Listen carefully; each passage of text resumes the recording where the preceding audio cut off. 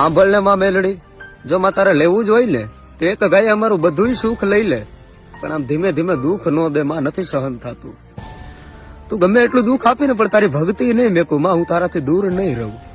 તારી ભક્તિમાં કદાચ મારે મોત આવી જાય ને, મારો મરવાનો દાડો આવી જાય ને, તો એ મને પહોંચ થાય માં, પણ તારી ભક્તિ નહીં મેકું માં. મને હાલતા ચાલતા ઉઠતા બેઠતા બસ તું જ દેખાય છે માં, તારા સિવાય બીજું કઈ દેખાતું નથી. તું પ્રાણ છો, તું જીવ છો માં, તું છે ને અમારું ગઠપણનો ઠેકો બની માં, તારા સિવાય અમારું કોણ છે માં. તું ભલે અમને લાડ નો લડાવ્યો, અમારે નથી માડી લાડ, અમારે નથી લડાવવા, અમારે કોઈ વસ્તુ કાંઈ નથી જોતું. બસ માં ખાલી ખમા કહી દઈ ને માં, એક વાર માથે ખાલી હાથ ફેરવી દઈ ને માં, તો એ બધું અમને મળી જાય.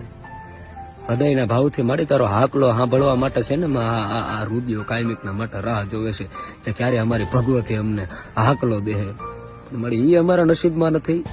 જોજે હો, એટલે ક્યાં વાર ન લાગે તારે આવવામાં, કે તું આવીને અમારો જીવ વયો જાય. જોજે મળી.